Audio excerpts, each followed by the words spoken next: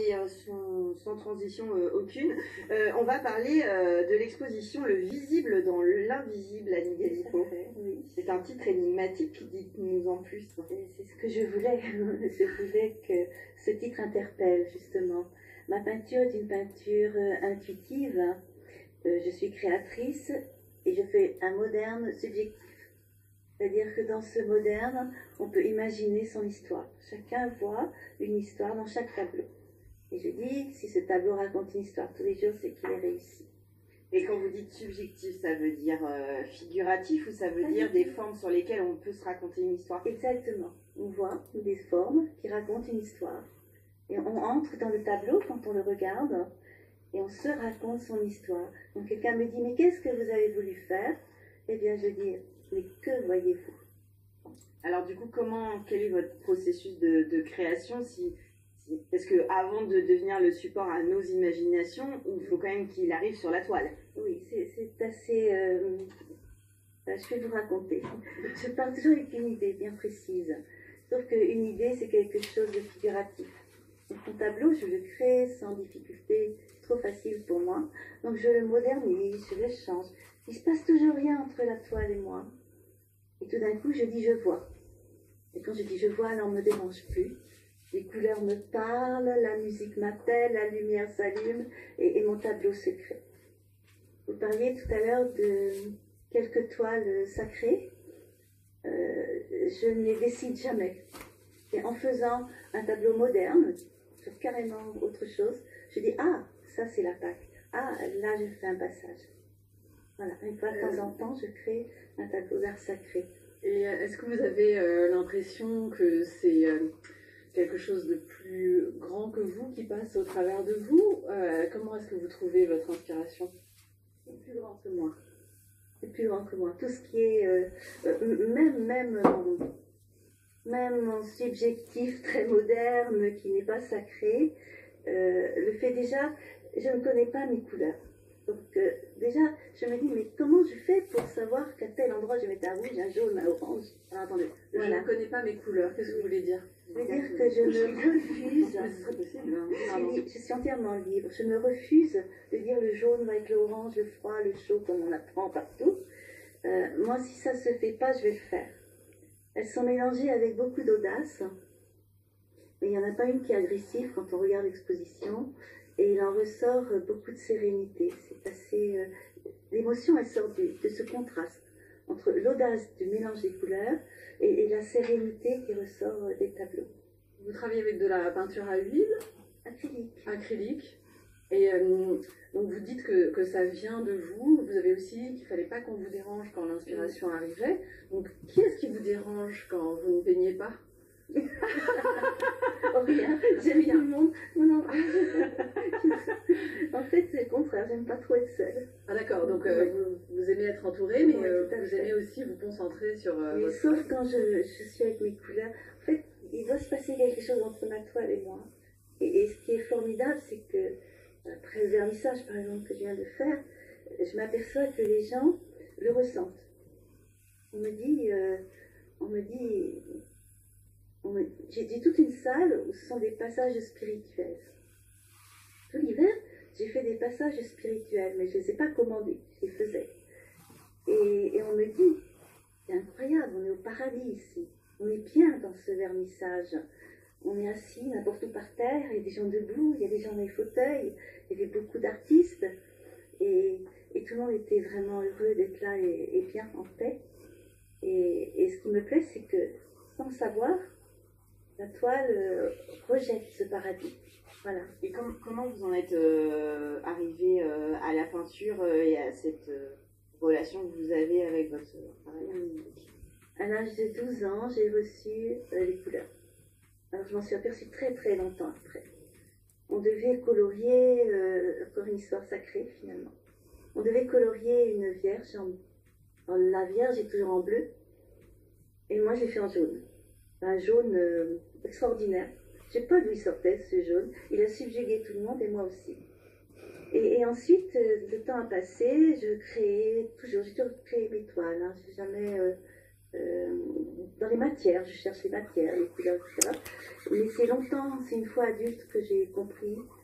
J'ai perdu mon fils il y a 20 ans et j'ai voulu faire un tableau pour la Vierge, je sais pas, parce qu'elle devait le porter à ce moment-là, sûrement. Et il s'est passé quelque chose d'extraordinaire, c'est que j'ai créé une Vierge école italienne 18e.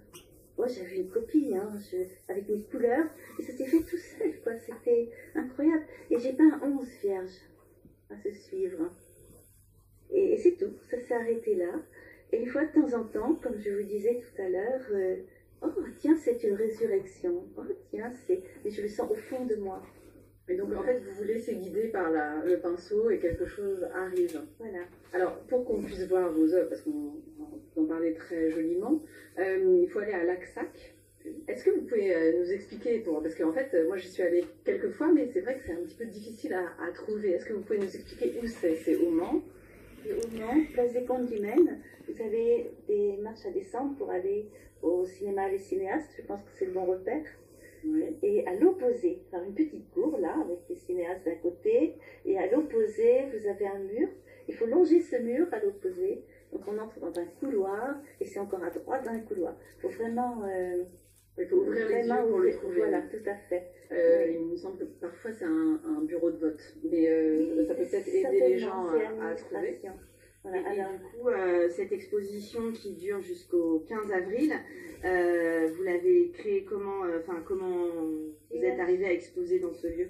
J'ai eu la chance de venir ici et de rencontrer Monsieur Levoyer, c'est ça, et Monsieur Moreau.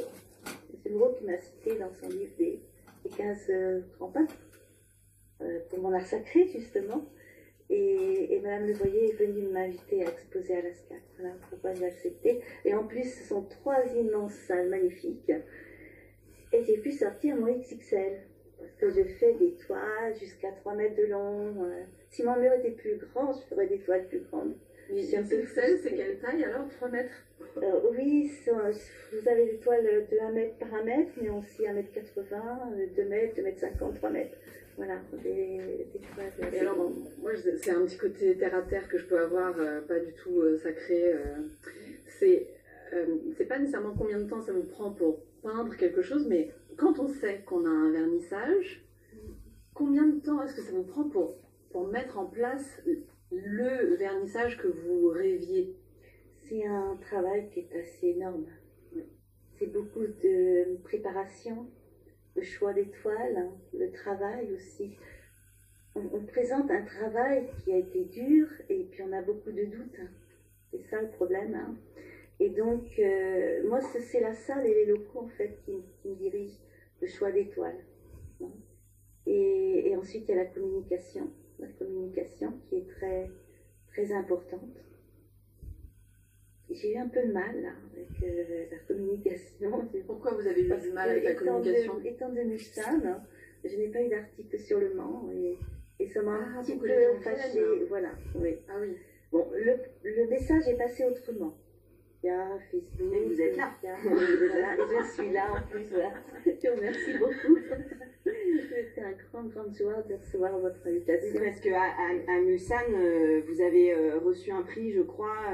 Vous êtes reconnu, on va dire, dans la ville par rapport à votre travail. Voilà, parce que à Mulsanne, oui, j'ai été honorée 2 fois dans la ville de Mulsanne pour 2 raisons. D'abord une première exposition, puis j'ai créé une association Art et Mulsat qui réunit les arts.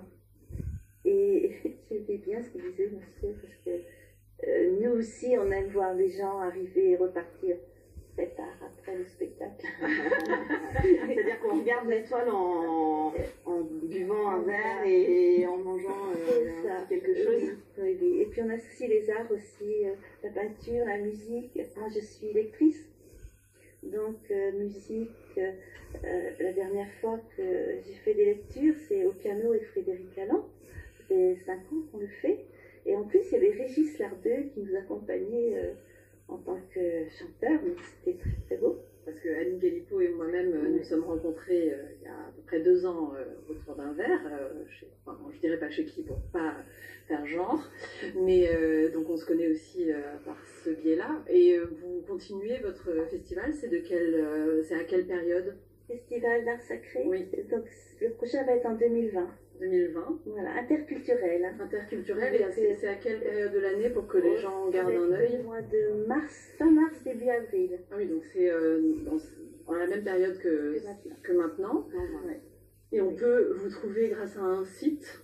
Oui, on a mis l'adresse de votre site internet, je l'ai vu passer en bas pour aller voir vos images. Et puis donc c'est jusqu'au 15 avril à l'Axac en bas, derrière les marches pour aller au cinéaste, place des Comptes du Maine. Et nous, on se retrouve tout de suite pour Culturel.